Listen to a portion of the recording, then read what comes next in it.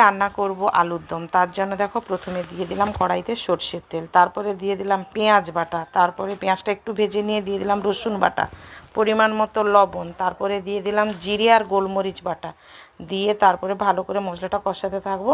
তারপরে দিয়ে দেবো লঙ্কা গুঁড়ো, দিয়ে একটুখানি জল দিয়ে দেবো যাতে কড়াইতে মশলাটা না লেগে যায়। তারপরে দিয়ে দিচ্ছি পরিমাণ মতো হলুদ, দিয়ে মশলাটা কিন্তু ভালো করে কষিয়ে নেব। মশলা ছেড়ে যখন তেল বেরিয়ে আসছে তখন দিয়ে দেবো সেদ্ধ করা আলু। আর আলুটা তোমরা দেখেই বুঝতে পারছো গোটা আলু সেদ্ধ করেছি। খেতে খুব টেস্টি হয়। তো আলু দিয়ে কষানোর পর তারপরে জল ঢেলে দিলাম, গরম জল কিন্তু দিয়েছি, কারণ এই রকম আলুর দম বা মাংসের ঝোল এগুলোতে একটু গরম জল দিলে টেস্টি হয়। তো আলুর দমটা হয়েও গেছে, নামিয়ে নিয়েছি। আর নামানোর আগে ধনেপাতা কুচি দিয়েছি।